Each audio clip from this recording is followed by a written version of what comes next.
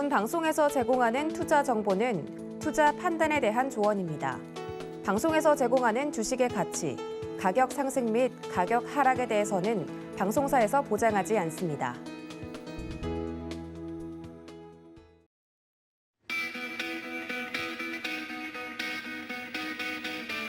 안녕하세요. 고수익 작전타임의 이수연입니다. 어제 우리 증시 또 다시 한번 1%대 급락이 나타났습니다. 거래소 같은 경우는 장중에 2,900선까지 붕괴될 위기에 놓이기도 했는데요. 어제도 외국인의 강한 매도세가 양시장에 모두 들이닥치면서 시장이 다시 한번 위협받았습니다. 인플레 우려가 지금 글로벌 시장에 공존하는 가운데 어제 마감된 뉴욕 3대 지수도 일제히 하락 마감했습니다. 국제유가가 계속해서 가격이 치솟으면서 인플레 우려가 심해지고 있고 또 소비자들은 이 소비자 물가지수 그리고 3분기 어닝 시즌 발표를 앞두고 시장에는 관망세가 나타났다라는 평가가 이어지고 있습니다. 이번 주도 변동성이 짙은 한 주가 예상이 되는데요. 벌써 중반 정도가 흘러갔습니다.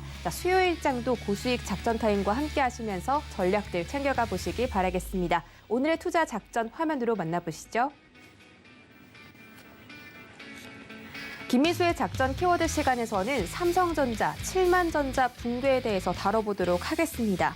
어제 삼성전자가 종가 기준으로 6만 9천 원에서 거래를 마쳤는데요. 이 삼성전자가 흔들릴수록 지수가 전체적으로 안 좋은 모습을 보여주고 있습니다. 이 부분에 대해서 어떻게 대응하면 좋을지 자세한 분석 짚어드리겠습니다. 허반석의 작전 리포트 시간, 이번 주는 전자부품 업종에 대해서 설명드리기로 했죠. 오늘의 종목은 솔로엠입니다. 세 바퀴로 가는 솔로엠이라고 나와 있는데 어떤 의미인지 허반석의 작전 리포트 시간에서 알아보도록 하겠습니다. 이주연의 주유소 포트 시간, 리비안 테마주에 대한 투자 전략 공개해드리도록 하겠습니다. 리비안 실무진이 이번 주에 한국을 방문하여 이 소부장 업체들과 미팅을 갖는다고 하죠. 과연 진짜 수혜를 받는 기업들, 어떤 기업들이 있을지 한번 알아보도록 하겠습니다.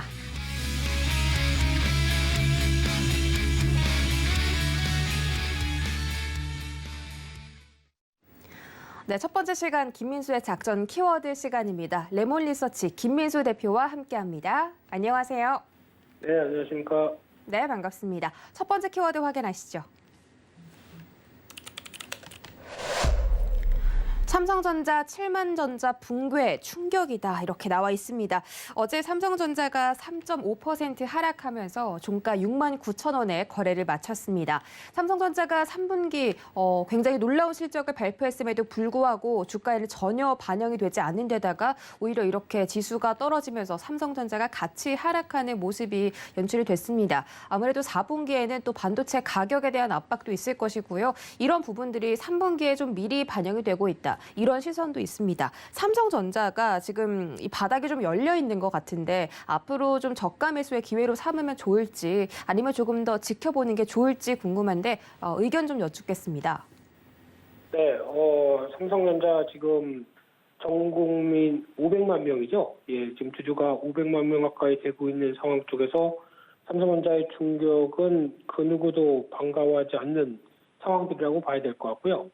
그쪽에서 어제 시장을 또 하락시켰던 또 주역으로 떠오르고 그러다 보니까 여러 가지 복잡한 또 감정이 표시될 수밖에 없는 현상들인데, 근데 주식은 뭐 감정으로 한 거 아닙니다. 특히 이제 나오고 있는 숫자와 데이터를 통해서 확인해야 될 부분들이 일단 3분기 실적 그렇게 좋았는데 주가는 왜 이래?라고 할 수 있는 부분들은 3분기가 아니라 이제 앞으로 4분기 그리고 또 내년 1분기 정도까지 실적 변화로 일단 봐야 되겠죠.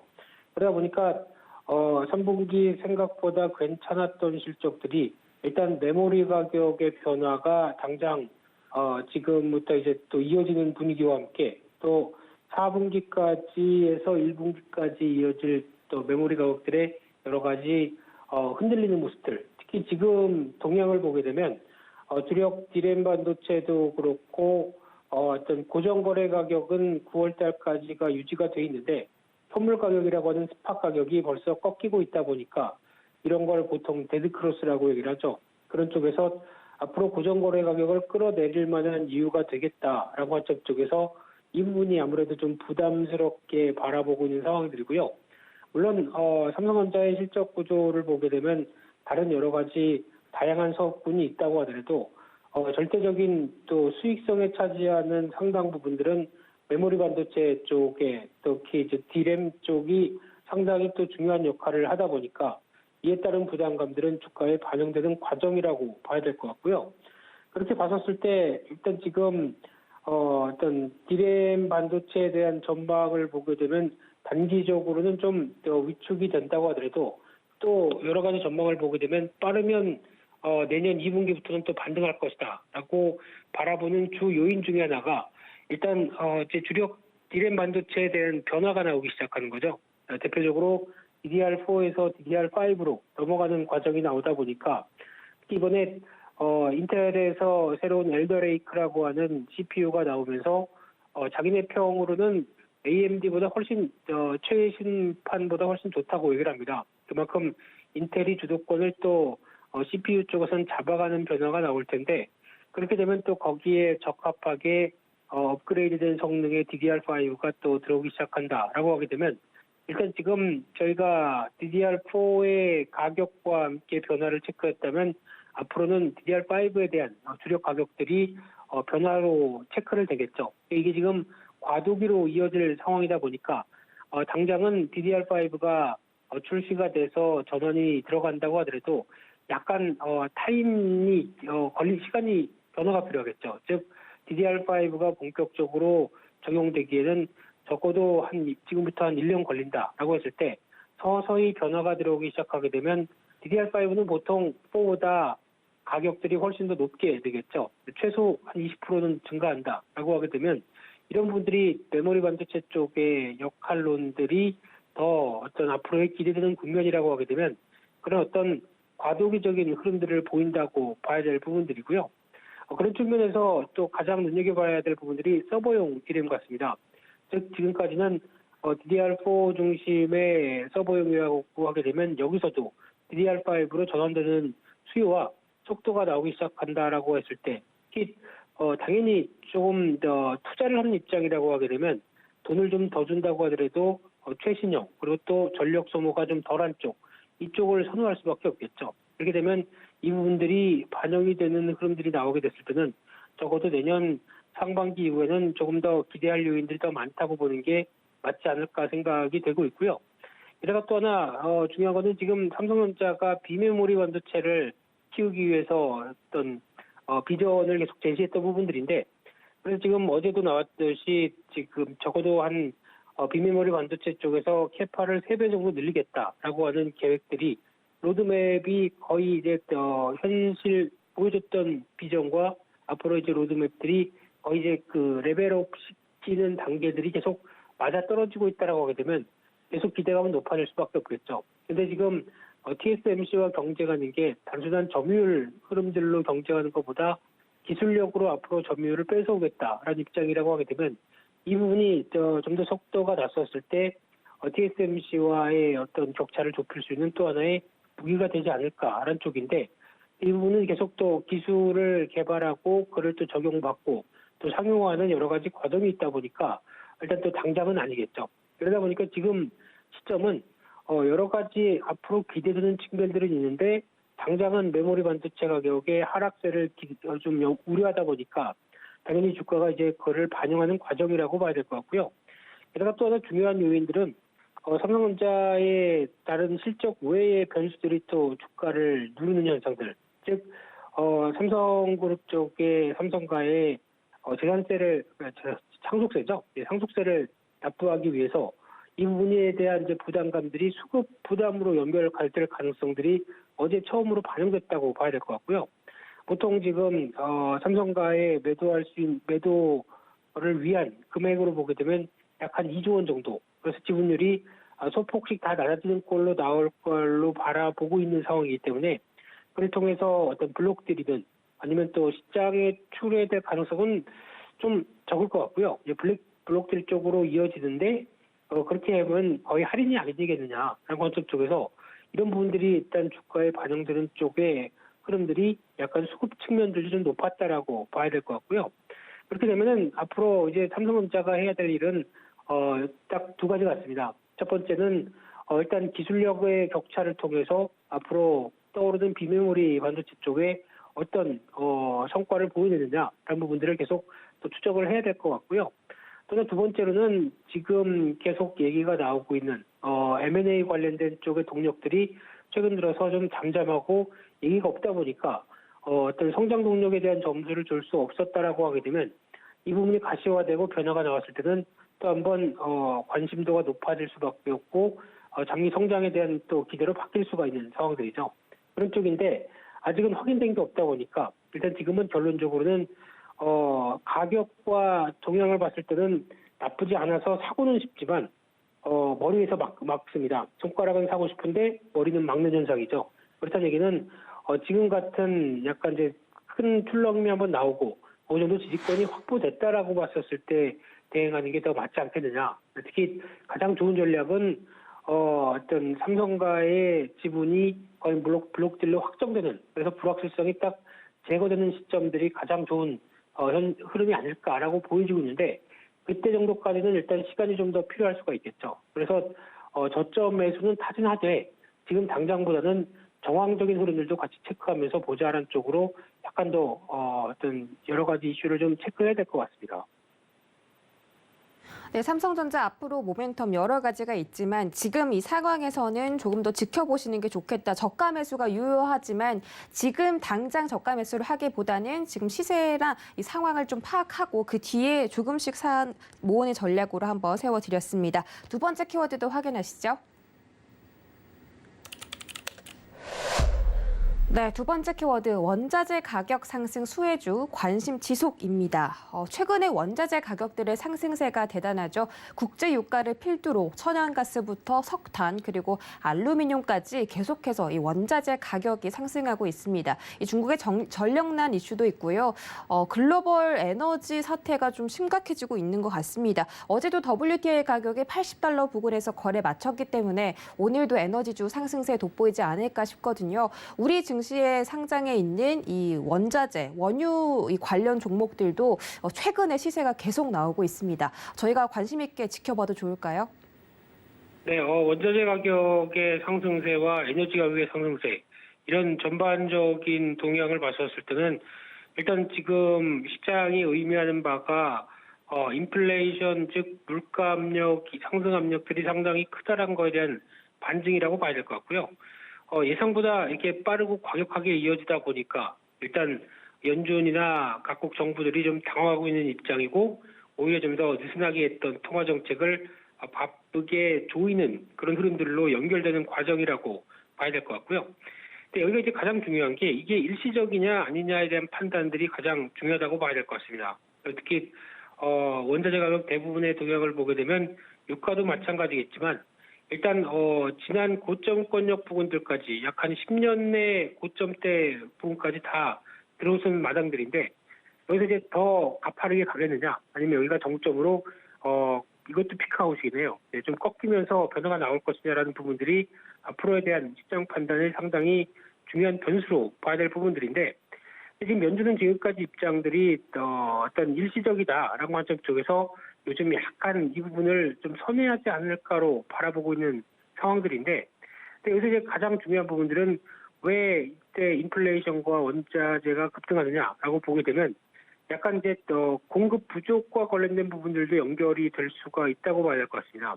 그만큼 수요는 빠르게 늘어났는데 그를 대처하는 공급이 제때 이어지지 못하다 보니까 나오는 변화라고 봐야 될 것 같고요. 그 또 하나의 기전은 공급이 왜 생각보다 부진했느냐라고 봤었을 때 코로나19 사태죠. 대표적인 어떤 신흥국 쪽, 특히 이제 동남아, 중남미 이런 쪽에 상대적인 원자재를 많이 갖고 있는 국가 쪽에서 어떤 생산하고 싶어도 코로나19 때문에 셧다운이 되다 보니까 이를 제대로 이어가지 못했다라고 하게 되면 일단 가장 키는 이 부분이 얼만큼 빠르게 회복되고 정상으로 돌아올 수 있느냐가 가장 큰 관건 같습니다.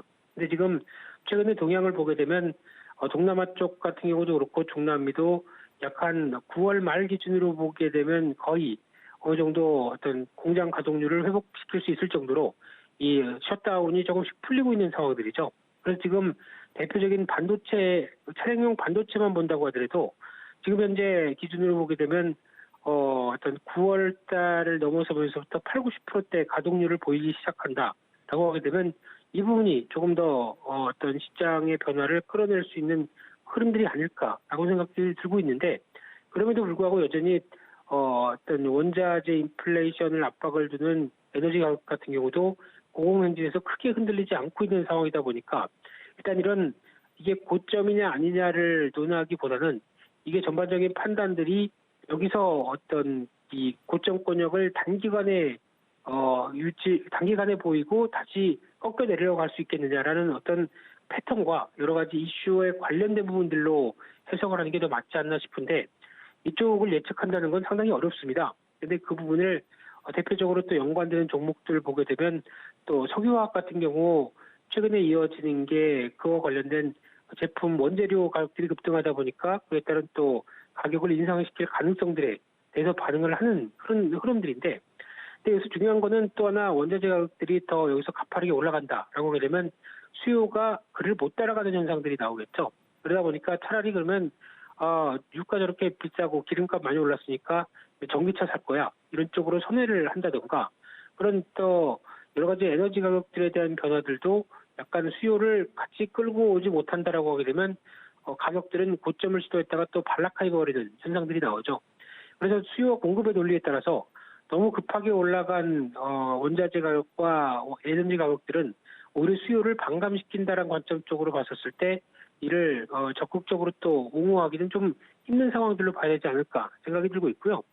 그런 측면으로 봤었을 때 가장 중요한 거는 지금 같은 경우 가격 전이 능력이 있는 업체들, 즉 원자재 가격들이 충분히 올랐기 때문에 이를 감안하고 물건 가격을 책정하되 거기다가 마진을 좀 더 확보해서 얘기를 할 수 있는 업체들이 가장 더 지금 쪽에는 좋은 시점이겠다라고 바라보고 있는데 그럼에도 불구하고 항상 중요한 것은 해당되는 어떤 상품 가격 그리고 또 제품 가격들은 계속 추적을 하면서 내 종목과의 어떤 흔들림을 또 체크하고 보강해 나가야 될 텐데 이거를 개인 입장 쪽에서 계속 매일매일 확인하고 체크한다는 거는 지금 최근에 보여지고 있는 뭐 중국 내 사이트들 이런 것들도 보긴 보겠지만은 이게 앞으로에 대한 변화를 예견해 줄 수 있는 상황들은 아니죠.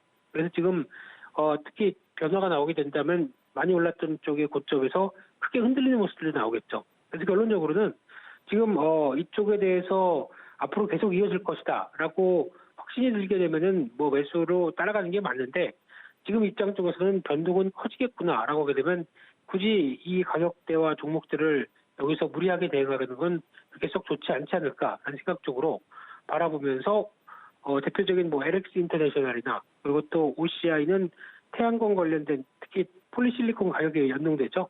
그리고 또 하나 한국가스공사는 천연가스 이런 식으로 대표 품목들의 가격들과 주가 탄력들 비교해 오시되 지금 오른 상태이기 때문에 여기서 너무 공격적으로 신규로 접근하는 전략들은 그렇게 바람직하지 않다라고 바라보고 있습니다.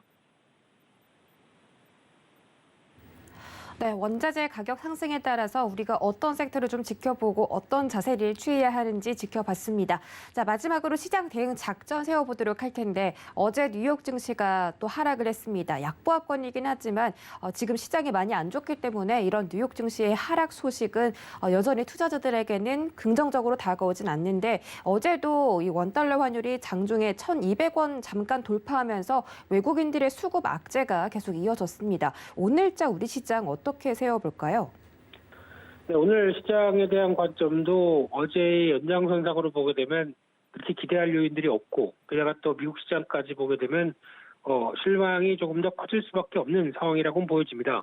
하지만 여기서 중요한 게 어제 같은 경우도 외국인 쪽에서 현 선물을 모두 다 매도하면서 시장 압박을 높였다가 장 막판 부근 되니까 매도했던 선물들을 다 걷어들이더라고요. 그래서 결국은 그러니까 플러스로 즉 매수로 마감이 됐다는 얘기는 일단 단기적으로 2,900선을 강하게 이탈시키지 않으려고 하는 외국인의 의도도 보이지 않나라고 조심스럽게 보여지고 있는데 일단 뭐 그럼에도 불구하고 계속 뭐 주식을 매도하거나 이런 어떤 트렌드가 형성된다고 하게 되면 여전히 어려운 상태겠지만은 가장 중요한 거는 지금 시장이 그나마 이 정도면 됐다라고 생각할 수 있는 지표들을 보여주는 게 관건이라고 생각됩니다. 첫 번째가 금리겠고요. 특히 10년물 국채 금리가 미국에서 여기서 뭐 지난 고점대 1.7대를 넘어간다라고 하게 되면 부담이 훨씬 더 커지겠죠. 근데 그 전에 오늘 같은 경우도 약간 좀 눌림목이 나온다라고 하게 되면 이 부분에 대한 또 변화 요인들도 체크를 해야 될 것 같고요. 그밖에 환율이죠. 그리고 또 유가 같은 경우 지금 시점 쪽에서 어떤 시장이 저점이다라고 생각해서 보이는 대응으로 하기에는 아직 안정적이지 못한 게 많죠. 그렇기 때문에 이 부분을 일단 확인하고 거기다가 어떤 지수 테스트 국면들이 거의 마무리가 되는 측면 쪽에 대응하자 안쪽이다 보니까 지금은 포트폴리오 압축으로 시장 동향들 좀 체크를 하면서 대응할 필요가 있다라고 봐야 될 것 같습니다. 네, 시장 대응 작전까지 세워봤습니다. 지금까지 레몬리서치 김민수 대표와 함께했습니다. 고맙습니다. 감사합니다.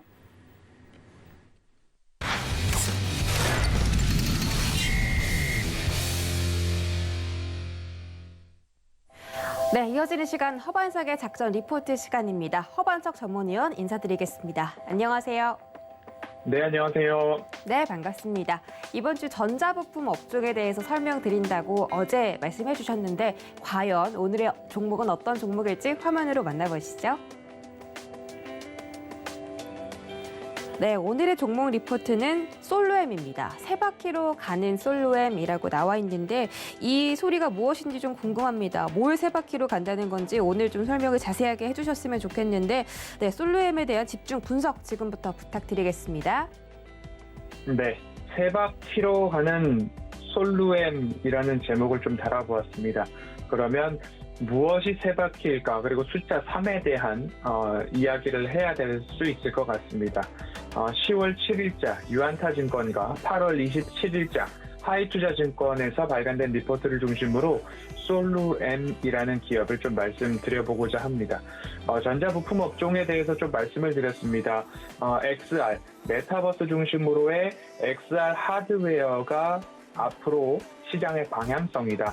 그리고 IoT가 아니라 AI 플러스 IoT를 넘어선 IOE, 그래서 AI와 IOE, 인터넷 오브 에브리띵으로 해서 그 스마트폰을 중심으로 모든 전자기기, 사물 인터넷을 포함한 스마트폰, 스마트카, 스마트 팩토리 여러 가지들을 컨트롤하는 스마트폰의 시장 점유율 유지, 그리고 자율주행이라는 우리가 시장의 방향성을 또 한 축으로 생각해 본다면 자율주행은 당연히 올 것으로 모두가 생각하고 있기 때문에 그 자율주행에서도 들어가는 차량용 카메라가 한 대당 2대의 카메라가 들어가다가 이제 차량 한 대당 6대의 카메라가 들어가는 시대가 올 것이다 라는 말씀을 드리면서 전자부품 업종에 대한 이야기를 좀 드렸습니다. 솔루엠은 그럼 이 중에서 어떤 부분과 연동이 될까라는 상상력을 조금 더 발휘해보면 솔루엠은 2015년 9월 삼성전기로부터 분사가 됐고 올해 2월 코스피 상장이 됐습니다. 주요 사업 부문은 두 가지로 나눌 수 있는데요. 전자부품 부문과 ICT 부문으로 나눌 수 있습니다. 먼저 전자부품 사업부를 보면 파워 모듈을 제공하는 생산하는 기업인데요. 먼저는 TV용 파워 모듈, 쉽게 말해서 아답터라고 하죠. 파워 모듈을 생산하고요. 또 하나는 모바일용 아답터를 생산을 합니다. 하이엔드 TV 시장에서 시장 점유율을 확대하고 있고요. 모바일용 아답터는 삼성전자의 슈퍼 패스트 차저라고 해서 고속 충전기용 아답터, 파워 모듈을 생산하고 있습니다. 삼성에만 납품하느냐? 그것이 아니라 북미향 공급사라는 앞에 수식어가 붙으면 대부분 A사, 애플을 알고 있을 겁니다. 이 애플에도 모바일용 전원 공급 장치, 파워 부품을 납품 중인 것으로 알려져 있습니다. 그렇다라고 한다면 스마트폰 제조사 중에 양대 메이커라고 할 수 있는 삼성과 애플의 충전기 모두 다 이 솔루엠에서 납품을 하고 있구나, 솔루엠이 벤더로 참여하고 있구나라고 생각을 해보시면 좋을 것 같습니다. 그러면 어제 산업 섹터를 말씀드릴 때의 한 축이었던 이 스마트폰 기기 AIoE의 컨트롤러로 사용될 수 있는 이 스마트폰의 파워 모듈 충전기를 납품하고 있다라고 이해를 해보시면 좋을 것 같고요. 그러면 삼성전자 또는 애플에서 출시될 수 있는 XR 하드웨어의 충전기까지도 기술력을 확보해 놓은 기업이 솔루엠이다. 솔루엠은 어디서 출발했느냐? 삼성전기에서 출발했다라는 이야기를 하나의 스토리로 잡아볼 수 있을 것 같습니다. 또 하나는 3-in-1 보드입니다. TV에 적용되는 기술인데요. TV에는 영상보드, 파워보드, 튜너라고 하는 3종의 부품이 있는데 이 영상, 파워, 튜너 이 세 가지의 부품을 하나의 기판, 하나의 보드에 결합한 제품이 3-in-1 보드입니다. TV 원가 경쟁력 확보에 유리할 수 있고요. 2017년 삼성전자의 보급형 TV를 시작으로 현재는 중고가형, 대형 TV까지도 이 3-in-1 보드를 채택하고 있다라는 말씀드리고요. 세 번째로는 ESL입니다. 일렉트릭 쉘프 라벨인데요. 전자종이라고 생각을 해보시면 좋겠습니다. 이 전자종이를 앞으로도 제가 리포트에 소개되어 있는 사진을 좀 보여드릴 텐데요. 판매 가격과 할인 정보를 실시간으로 표시해주는 가격 표시 장치다라고 말씀을 드리면 어렵습니다. 하지만 홈플러스, 롯데마트, GS25 등 리테일 업체들을 직접 방문을 했을 때 물건 아래에 가격표가 있습니다. 그 가격표가 실질적으로 종이가 아니다라는 이야기들을 좀 보셨을 텐데요. 예를 들자면 이런 모습들을 보실 수 있었을 겁니다. 이 가격표가 종이가 아니라 전자종이를 이용해서 판매하고 있는 모습들을 보셨을 텐데 이 기술이 ESL 기업인데 솔루엠의 미래 성장 모멘텀, 미래 먹거리로 볼 수 있겠다라고 말씀을 드려서 결국 솔루엠의 세 바퀴는 파워 모듈, 충전기 아답터죠. 그리고 TV에 적용되는 3-in-1 보드, 그리고 ESL, 전자종이라고 세 가지로 압축해 볼 수 있을 것 같습니다. 그러면 늘 살펴보는 솔루엠의 실적도 좀 보도록 하겠습니다. 22년도 매출액은 1조 6천억 원, 전년 대비 33%의 성장과 영업이익은 1260억 원, 전년 대비 138%의 성장이 전망이 되고 있습니다. 이 ESL을 중심으로 한 ICT 사업부의 고성장이 이 솔루엠 전사의 이익을 견인할 전망이다라는 전망이 나오고 있고요. 이 ICT 사업부 같은 경우에는 매출액과 영업이익이 각각 매출액은 전년 대비 91%, 영업이익은 전년 대비 167%를 전망이 되고 있습니다. ICT 사업부와 전자부품 사업부의 매출 비중을 보면 ICT 사업부는 매출 비중이 약 78.5%, 전자부품 사업부는 매출 비중이 21.5%로 상반기 기준 집계가 되고 있습니다.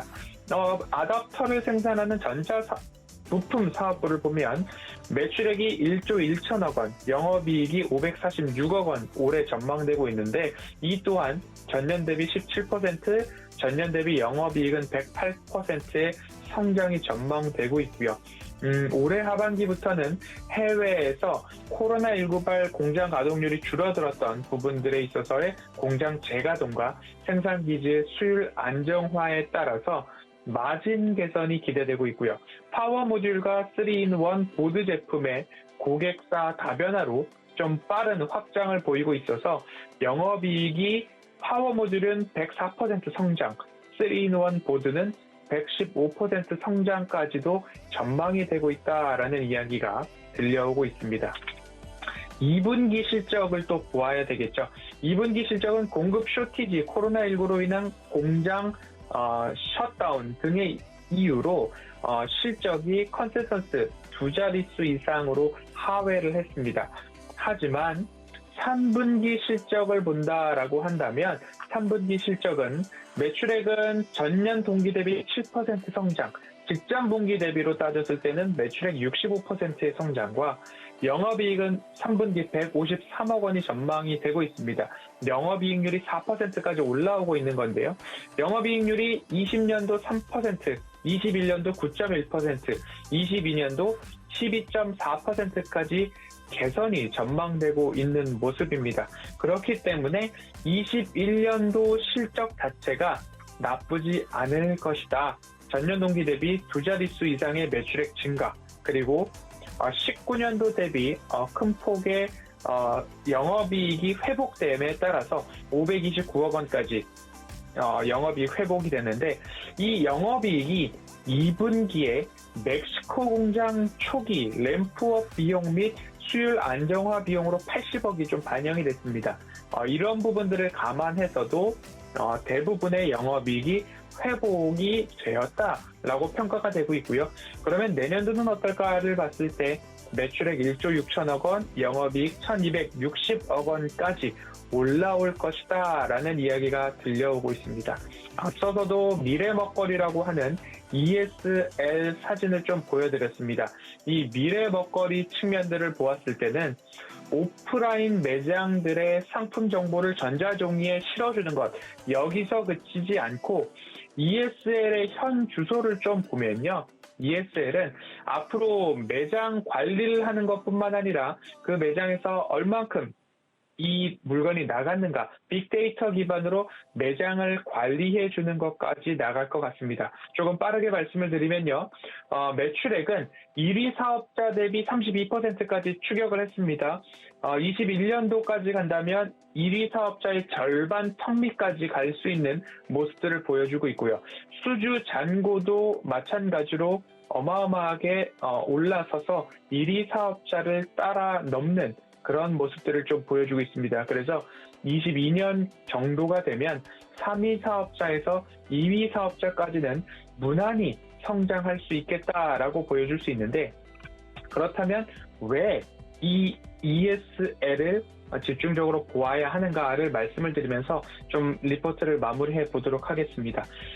솔루엠은 삼성 전기로부터 출발을 했다라는 말씀을 드렸습니다. 그런데 솔루엠이 삼성 전기로부터 가지고 있는 기술력이 있기 때문에 설계부터 제조까지 턴키 방식으로 고객사에 납품이 되는데, 이 턴키 방식이라고 한다면 아파트를 한번 생각해 보면 아파트 인테리어까지 완료를 해서 고객에게 키를 딱 전달해주면 입주자는 들어와서 살기만 하면 되죠. 자동차도 마찬가지죠. 완성된 자동차를 납품을 하고 고객에게 인도하고 키를 딱 전달해주면 고객은 그때부터 운전을 하기 시작하면 되는 것처럼, 이 솔루엠도 삼성전기부터 가지고 온 기술력을 바탕으로 설계부터 제조까지 완성한 이후에 고객사에게 키를 딱 전달해주면 딱 끝나게 되는 거죠. 그래서 글로벌 1위 SES 이마고텍이나 글로벌 2위 프라이서 등의 영업이익률은 한 자리 초반임에도 불구하고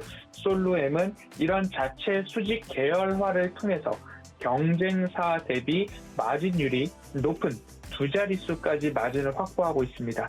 OEM을 통해서 생산을 해야 되는 경쟁사 대비 솔루엠은 설계부터 생산까지 모두 다 하고 있기 때문에 고객사의 요구사항에 한 발 더 빠르게 대응이 가능하다는 점입니다. 끝으로 이 밸류 에디드 솔루션이라는 것은 ESL을 판매 설치를 했습니다. 그리고 유지 보수 및 소프트웨어 업데이트도 하고 결국엔 클라우드 플랫폼을 통해서 매장의 운영과 알고리즘을 판단을 해서 이 물품은 어느 달에 어느 계절에 더 많이 팔리고 가격대는 이러했을 때가 더 좋았다.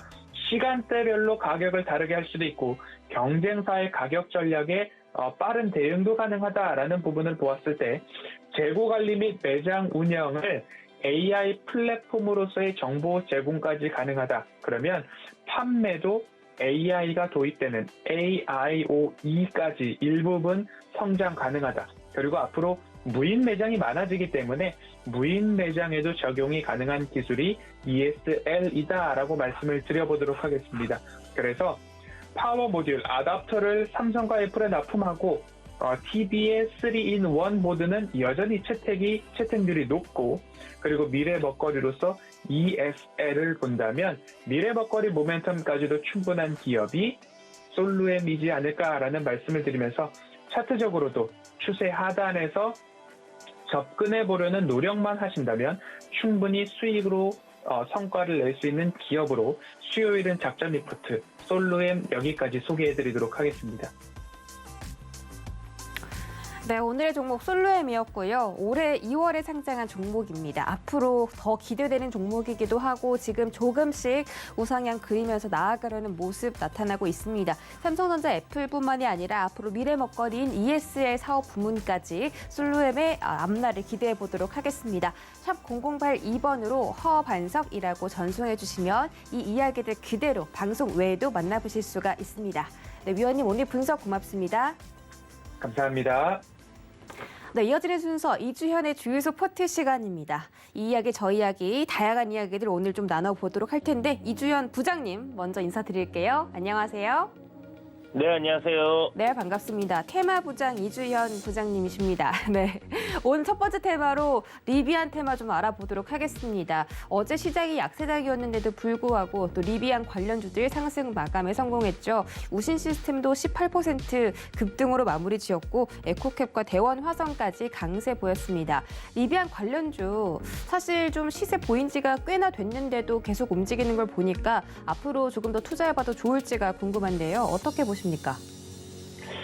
네, 일단 우선 리비안 관련주들 같은 경우 어저께 상한가 들어가면서 좀 시세가 나왔는데 지난주에 이제 서경희 부장들 주유소에서 주목해야 되는 테마들로 이렇게 좀 이야기를 드렸었어요. 아무래도 이제 시장이 좋지 않은 상황에서 강하게 좀 시세를 내주고 있는 그런 흐름이었기 때문에 충분히 좀 추가적인 상승 흐름들이 이어질 수 있다라고 예측을 해볼 수 있었겠고요. 이슈는 리비안이라는 이 회사가 11월 달에 IPO를 앞두고 있다라는 겁니다. 결국 이제 증시에 상장을 한다라는 부분 때문에 그런 기대감에 관련주들이 상승을 하고 있다 이렇게 보시면 될 것 같고요. 에코캡이 일단 가장 먼저 동일한 이슈로 상한가가 들어갔었고 그리고 점상으로 이렇게 이제 굉장히 시세를 좀 강하게 줬던 부분을 생각했을 때 분명히 대장주였다라고 얘기를 할 수 있을 것 같습니다. 그리고 이제 대원 화성이 이제 후발주로 좀 이렇게 움직임이 괜찮게 나오고 있는 상황이고 우신 시스템이라든지 우리산업홀딩스 그다음에 동국 RNS 세원 그리고 상신전자도 들어가 있고요. DA테크 이렇게 해서 리비안 관련주들이 지금 좀 꽤나 늘어나고 있다라고 볼 수 있는 부분입니다. 그래서 그런 걸 생각했을 때는 이게 앞으로 조금 지속될 가능성 높지 않겠나라는 생각이 들고 어저께 같은 경우는 후발주라고 좀 생각을 해야 할지 모르겠는데 기존에 이제 테슬라 관련주라고 우리가 알고 있던 센트럴모텍 같은 경우 급등이 이렇게 나왔어요. 그러니까 굳이 테슬라 관련주다라고 한정하기보다는 전기자동차 관련주로 이렇게 좀 생각을 하면 될 것 같고 DA테크 역시 리비안 관련주로 이제 편입이 된 그런 모습입니다. 그래서 신규로 리비안 관련주다라고 이렇게 편입되는 종목들이 계속해서 나온다라는 것은 일단 이쪽 테마가 좀 강하다라고 이렇게 반증을 할 수 있을 것 같고요. 증시가 안 좋은 상황에서 상승 흐름을 이어가고 있던 종목들이었기 때문에 시세 나오는 게 뜬금없이 갑자기 나왔다라고 좀 생각하기는 어려울 것 같아요. 크게 시세가 오르기 전부터 상승 추세를 유지를 하고 있었다 이렇게 보시면 될 것 같고 하락장에서도 상승하는 종목들이 더 간다라는 부분을 생각했을 때 그리고 지금 현재 시장에 있는 좀 뜨거운 관심을 받고 있는 테마들이 그렇게 많지 않다라는 부분을 생각했을 때 친환경 자동차 관련해서 그리고 일정이 11월 IPO로 잡혀 있다라는 부분을 생각하면 시간이 그렇게 길게 남아 있지는 않습니다. 그래서 계속 간다라기보다는 여기서 적정한 수준 상승이 나오지 않겠나라고 생각이 들고요. 가격적으로는 정확하게 그렇게 간다라고 볼 수는 없겠지만은 이번에 이제 점상 가면서 만들어졌던 상승폭까지 상승이 나온다라고 하면 한 13,000원 부근까지도 상승이 에코캡이 이어질 수 있겠다라는 생각이 들고요. 대장주가 이제 상승하게 되면 다른 종목들 좀 따라가는 흐름들은 계속 이어질 수 있다 이렇게 생각이 듭니다. 어쨌든 추격 매수는 하시면 안 되겠고요. 눌림 자리가 분명히 또 이런 식으로 한번 만들어질 테니까 최대한 저점을 노려야 반등이 작더라도 수익을 챙기고 나올 수 있다. 이런 부분들을 생각을 해두시고 접근을 하시는 게 필요하겠다라는 생각이 드니까 이런 부분들 참고하시고 접근을 하시는 게 좋겠습니다. 네, 앞으로 상승 여력이 더 남아있고 지금 추격 매수보다는 전일과 같은 눌림 구간이 한 번 더 이렇게 파동처럼 나올 것이다라고 말씀해 주셨으니까 그 눌림을 기다렸다가 다시 한번 매수해보는 전략도 유효할 것 같고요. 다음 질문입니다. 어제 홍준표 테마주가 또 시장에서 장 초반부터 강세 보였습니다. 3일도 어제 상한가로 기록을 했는데 홍준표의 국민의힘 의원이 범보수 대선 후보 적합도 조사에서 좀 우위를 앞섰다 이런 평가가 내려지면서 계속 또 테마주가 대선 전까지 좀 강세를 보이지 않을까 싶습니다. 지금 또 투자해봐도 좋을까요? 네, 지금 뭐 원풍이라든지 3일 홍준표 관련주들 제가 대선 테마는 인맥 관련주도 굉장히 좀 조심해야 된다라고 이야기를 드리고 있는 상황인데 특히 홍준표 관련주는 뭐 그래도 좀 괜찮다라고 방송에서 이야기를 여러 번 드렸었습니다. 그 이유가 야권 후보 중에 이제 지지율이 2위였고요. 홍준표 관련주들이 뭐 엄청난 시세를 이미 선반영해서 이제 다 냈다라고 보기에는 조금 어려운 그런 부분들이 있었기 때문에 주가의 뭐 시세를 봤을 때는 그렇기 때문에 좀 더 지속될 가능성이 높다라고 봤는데 어쨌든 2위 후보가 1위 후보의 지지율을 이제 넘어서는 그런 뭐 모습을 보였을 때 어떤 이제 주가적인 측면에서 보통 대선주들이 시세를 좀 크게 내는 경향들이 있습니다. 그래서 뭐 이렇게 지금 뭐 홍준표 관련주들 이번 시장 하락 조정이 나오기 전까지 굉장히 좀 좋았는데요. 최근 한 이틀간 또 강한 상승 흐름을 보여주고 있고 지금 극명하게 대장주와 부대장주들 뭐 이렇게 좀 나뉘는 것 같습니다. 이번 상승장에. 기존의 후발주였던 종목들이 뭐 대장으로 좀 치고 나오는 흐름도 보여주고 있고 당분간은 좀 움직일 가능성이 높지 않겠나. 그러나 너무 큰 기대감을 갖고 뭐 엄청나게 올라갈 거다라는 기대감을 갖고 접근하기보다는 적절히 이제 매매를 할 수 있는 그런 변동성이 크니까 우리가 매매를 할 수 있는 그런 기업으로만 생각을 하고 접근하시는 게 좋을 것 같고요. 오늘 그 대선 테마들 중에서 이낙연 관련주들을 여러분들이 조금 유심히 지켜보시는 게 좋겠다라는 생각이 듭니다.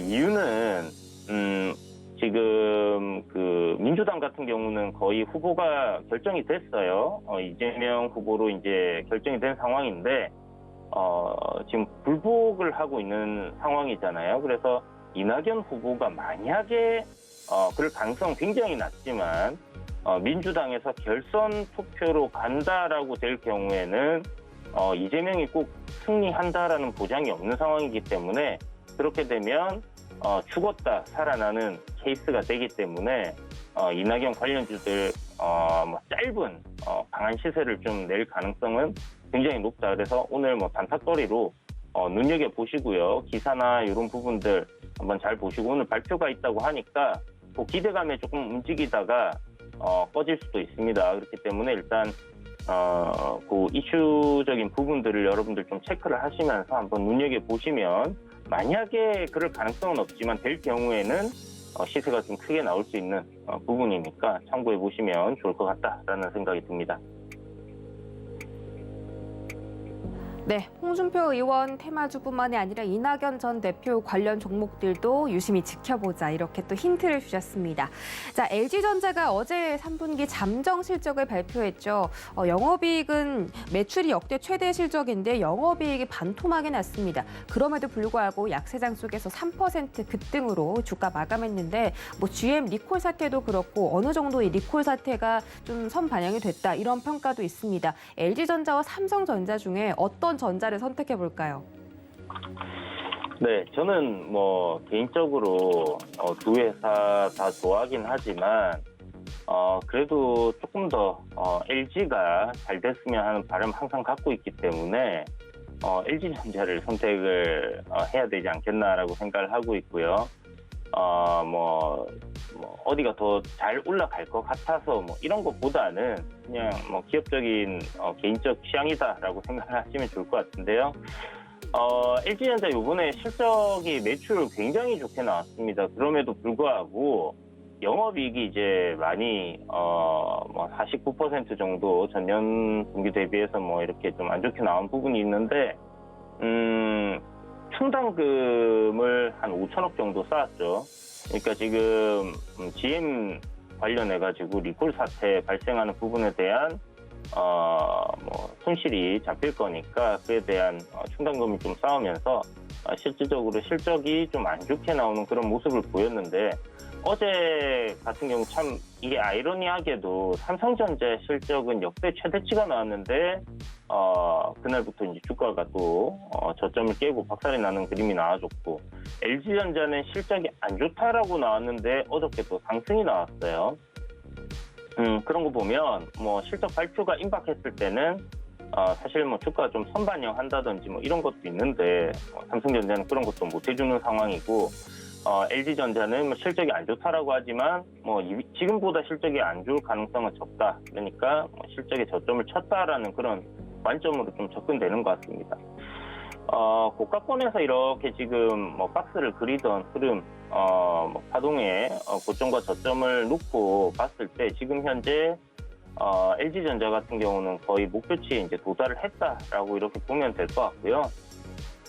하락 엠파 지금 조정의 마무리 국면에 있는 그런 위치에 있습니다. 그러나 사실 지금 시장이 뭐 워낙 안 좋은 상황이기 때문에 내일부터 당장, 오늘부터 당장 뭐 되돌림이 나오겠다라고 생각하기엔 조금 어려울 것 같고요. 하지만 반등이 나올 수 있는 구간대로 지금 진입을 하고 있기 때문에 이런 구간에서는 뭐 매도보다는 매수로 이렇게 좀 접근하시는 게 좋을 것 같고요. 사실 이제 추세적인 부분, 단기적인 추세 흐름이 이 구간에서 하락으로 잡혀 있기 때문에 추세 전환하고 상방으로 잡힐 때까지는 관망을 좀 하는 게 가장 좋은 상책이 아닐까라는 생각이 드니까요. 이런 부분도 좀 참고하시고 보시면 될 것 같고, 뭐 삼성전자야 기다려야 되는 방법밖에 없다 이렇게 말씀드리도록 하겠습니다. 네, LG전자가 조금 더 이주현 부장님의 픽에 들어왔다 이렇게 말씀드릴 수 있겠습니다. 삼성전자, LG전자까지 다뤄봤고요. 샵 0082번으로 이주현이라고 세 글자 보내주시면 이런 자세한 이야기들 장중에 함께 해보실 수가 있습니다. 네, 오늘 분석 고맙습니다. 네, 감사합니다. 네, 고수익 작전 타임에서 정말 다양한 분야 이슈들 그리고 전략들 세워봤습니다. 저희는 잠시 뒤 순간 포착 매매 시그널로 돌아오겠습니다. 참고로 본 방송에서 제공해드렸던 정보는 투자 판단에 대한 조언일 뿐 해당 주식의 가치나 수익률을 보장하진 않습니다. 또 서울경제TV, 서울경제신문은 당사 브랜드입니다. 서울경제증권TV와는 무관하며 타사 유사 명칭에 주의하시기 바라겠습니다. 잠시 뒤에 돌아오겠습니다. 고맙습니다.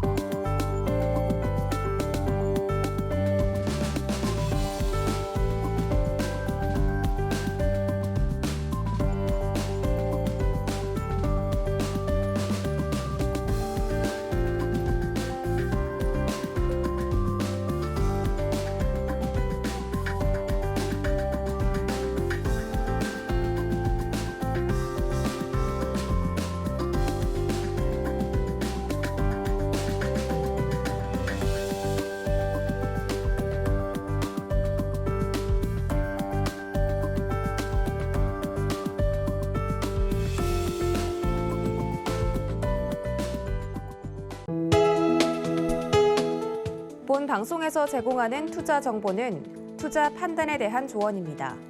방송에서 제공하는 주식의 가치, 가격 상승 및 가격 하락에 대해서는 방송사에서 보장하지 않습니다.